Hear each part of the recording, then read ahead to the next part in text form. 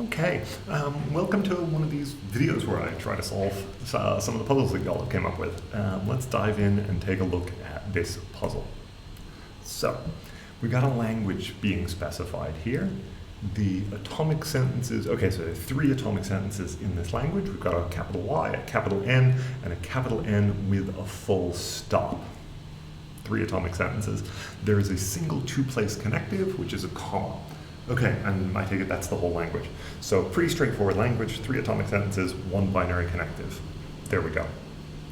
I can tell you now, as I'm working through this and as I'm thinking about this, I'm not going to write these atomic sentences that way, and I'm not going to write this connective that way, because I want to be able to reserve my concentration for thinking about the logic itself and not thinking about the symbol that happens to be written in. So I'm just going to write at the outset, make one translation into symbols I find more convenient. I'm just going to use P, Q, and R in the symbol for conjunction.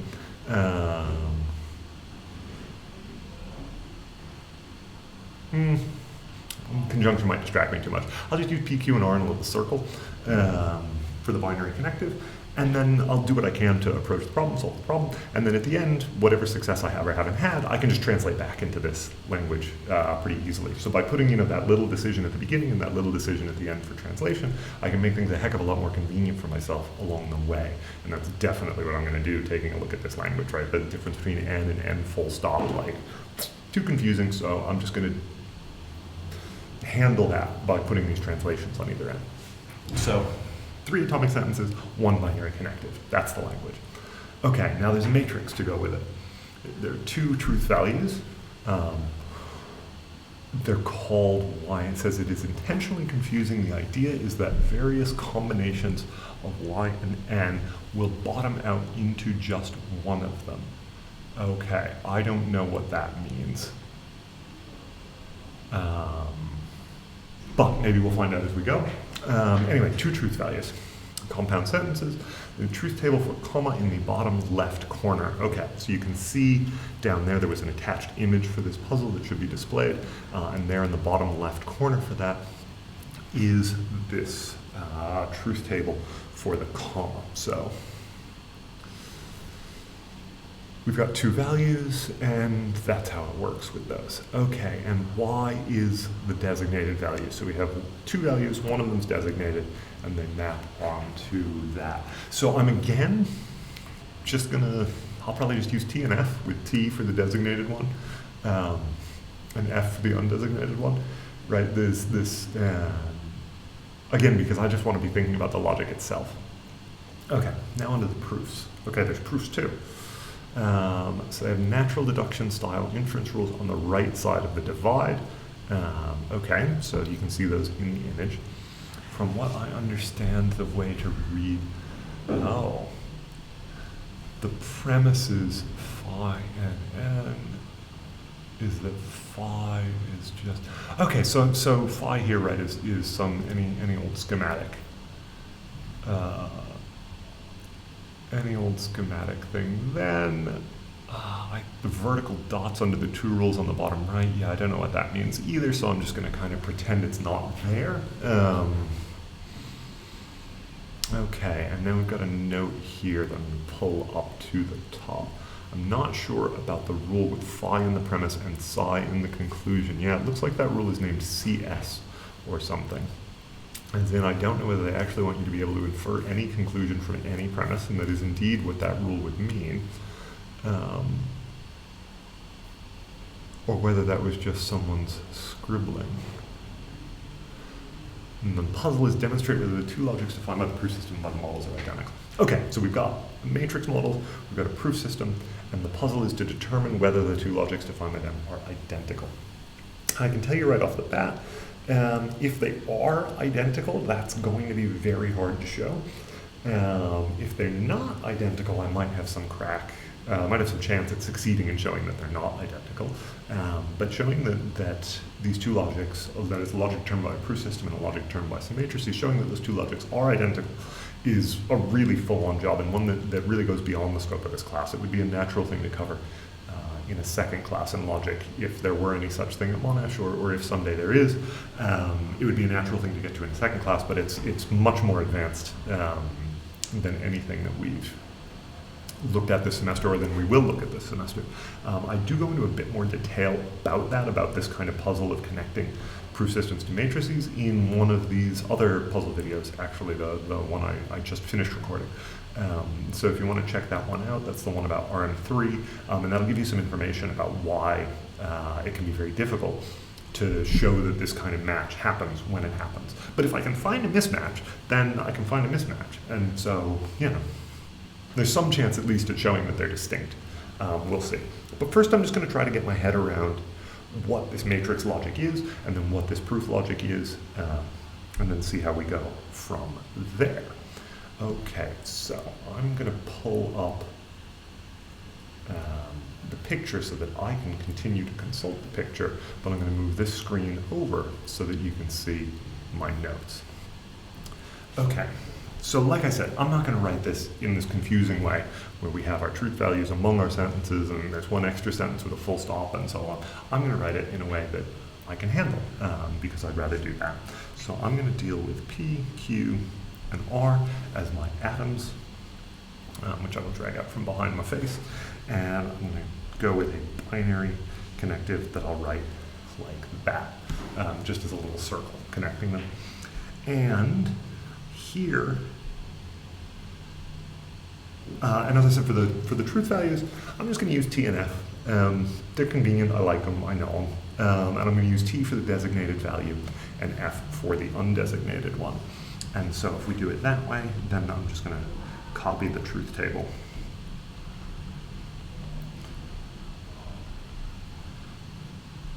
F over to there. Now I see also, and I'll go back so you can see as well, on the image that was sent along there, if you look in the lower left-hand corner right next to that table, right, so we got that table for the binary connective. Above it says that Y is designated, and next to it, it seems to say that V of Y equals N. One way to interpret that would be that we can't just use any old valuation in this structure, but that we can only use valuations that assign the value that they're calling N to the sentence that they're calling Y. Another way to interpret that, I guess, is it was just like a note that somehow got left there. I should say, for folks who submit puzzles to me, there's often several rounds of back and forth before they get posted, and it's often working out the details of things like this so that it's really clear what's being asked. I am not clear on what's being asked here. So what I'm going to do, I'll say, look, if they hadn't meant it, it wouldn't be there, right? So let's count it. So I'm going to add a restriction here. We'll not be allowed to use just any old valuation on this structure. We'll instead have a requirement on the valuation that the first atomic sentence that they're calling Y and that I'm calling P has to take the undesignated value that they're calling N and that I'm calling F. So I'm going to add to this a requirement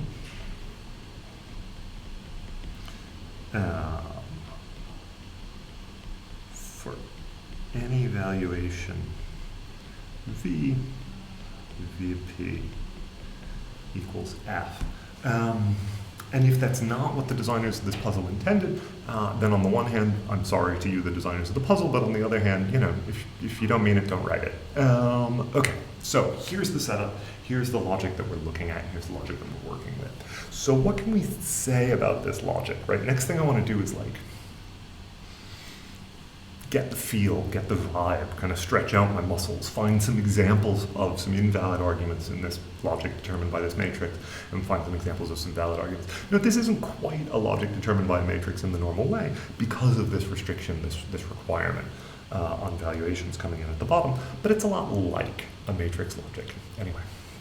So what can we say about some valid arguments? Well, first of all, we've got, this is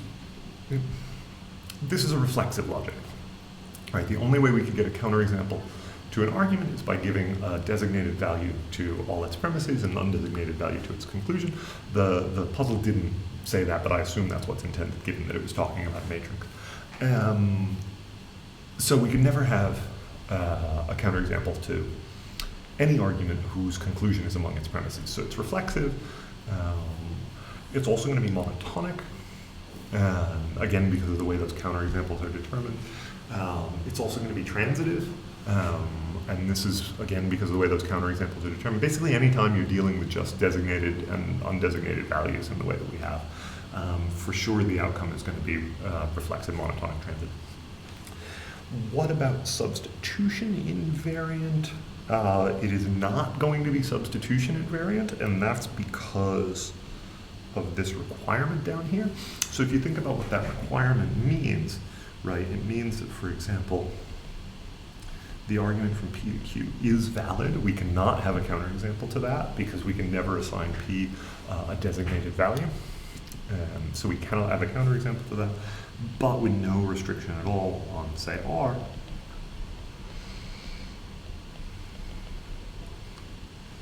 The argument from R to Q is not valid, right? So we have a valid argument on the top, and then a substitution instance of that where we've substituted R for P and Q for Q. The substitution instance of that is not valid, so this is not substitution invariant. So this matrix logic, anyway, this is a place to start, right? And you can see what I'm doing here is I'm just kind of trying to get my head around how is this thing going to play? What's this thing going to look like? What sorts of properties that I'm familiar with and can make some use of do and don't apply, right? So matrix logic is reflexive, it's monotonic,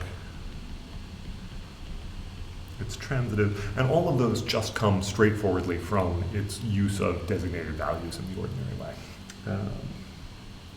But it is not substitution invariant, and the reason is this extra requirement on the bottom, right? Any actual matrix logic has to be substitution invariant, but they don't get to do requirements like this, right? So this logic is a lot like a matrix logic without actually being one because of that requirement.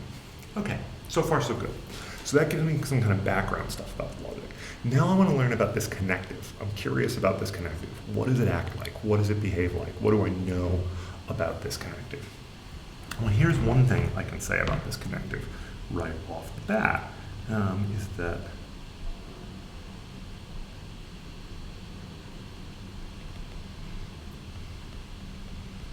that is valid. This connective validly entails its second component, its right component.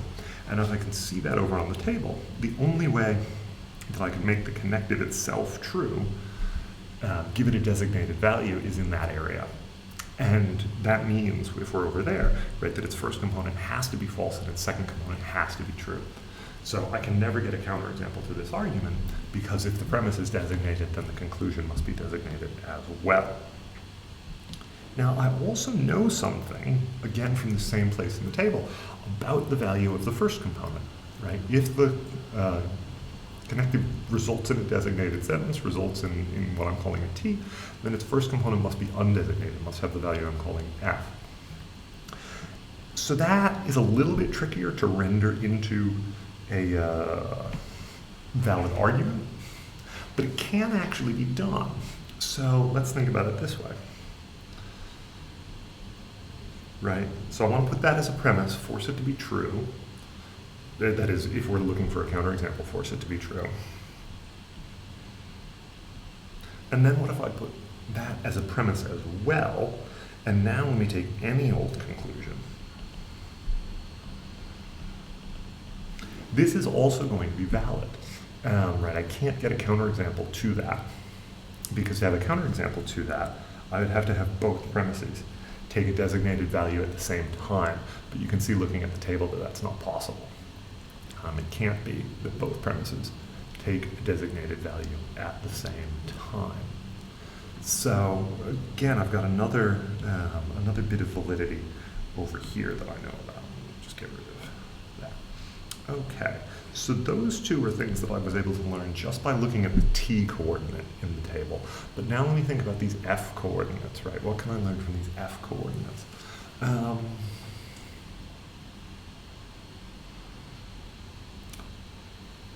So here's another thing that I can learn. Let's look at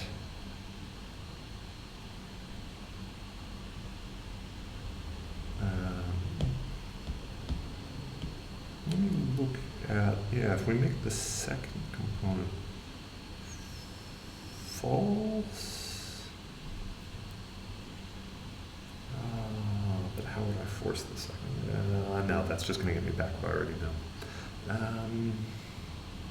Yeah, I guess I actually didn't learn that just from looking at that T component. For example, this first one, knowing that this thing is valid, that also required knowing that there were Fs elsewhere in the table for this thing. So, okay, so this at least gives me something. This gives me some kind of background. Can I get, yeah.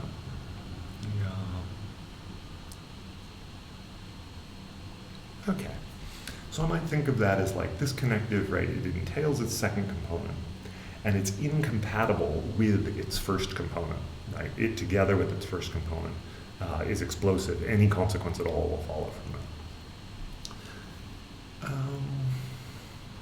What I'm wondering now is whether this actually might even already give me a proof system for this thing.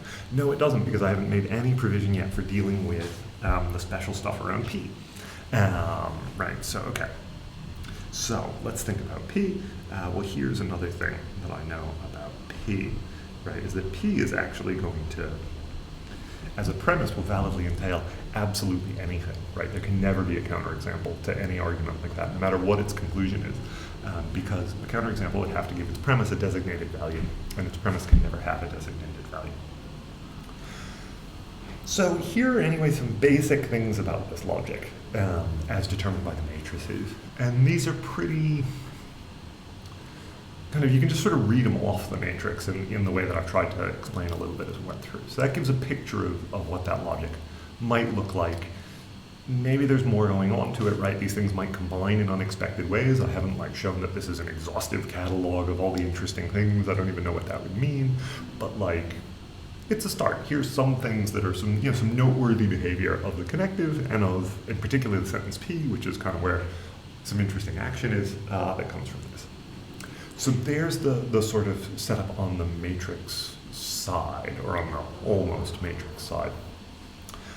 On the proof side, I think this is going to be a lot more difficult, and that's just because, let me again return to looking at this proof system, and let me even try to only expand that to some extent so you can get a better look at how that's going, if I can, while we're to some extent live. Yeah, let me pop that up, and there, and then get face over it. Okay, so looking at this proof system, there's some genuine problems here, and just like I just don't know what's intended. So one issue is those dots going off on just two of the rules. I don't know what that means. Right, so the way our proof systems have tended to come together is like, well, you can combine the rules in any which way that they fit. So there's never any need to explicitly say like, oh, and you can continue the proof, right? Because you always can continue the proof. So since there's no extra specification for what that might mean, and since I can't really imagine what that might mean, I'm just going to pretend that's not there. I'm just going to ignore those dots going down on the bottom. Again, if that's not what was intended by the group, apologies to the group, but if you have an intent, you need to communicate it, and I just can't make heads or tails of that. So I'm just going to ignore those dots down at the bottom. Next problem, though, is if you look at the premises of these rules along the bottom row, right? So the rule that goes from Y to Y, the rule that goes from N to N, the rule that goes from phi to psi, those are straightforward. Those, yep, they work. I see what they're doing. The ones on the bottom, though, those premises are, they're not sentences, right? Because the binary connective, if you have two of a binary connective in a sentence, you're always going to need some kind of parentheses to show which of them, what is the combining order of these things. So those I don't really know what to make of. Just they don't look like, they don't seem well specified to me because those aren't sentences. Fortunately though, they don't need to be sentences. I can answer this puzzle. I'm realizing without having to go and take a look at those. And the key is this rule CS that goes from phi to psi. So let's return over to the notes so we can see what is going on. All right, so one of the rules there was called, looked like CS, I don't know what that stands for, but it was called CS, and it just went from phi to psi, right? That is, this is a rule that connects from anything to anything else. And what that means is that in this proof system, we're going to have a proof of every argument that has at least one premise, right? So suppose, for example, so here would look like it's an instance of this rule from Q to R. I'm having a second thought now. I'll finish this line of thought, but then I'll come back and I might undermine it. I think I can still answer the puzzle, but it might be a two-pronged response. Okay, so this is what looks like a proof from Q to R, for example, and so that would tell us, right, that any argument with Q among its premises and R as its conclusion has a proof in this system. In particular, just the argument with Q is its only premise, and R is its conclusion. Has a proof, there it is, by CS, but that argument is not valid in the logic determined by the matrix because we could assign T to Q and F to R, and there's a counterexample to it.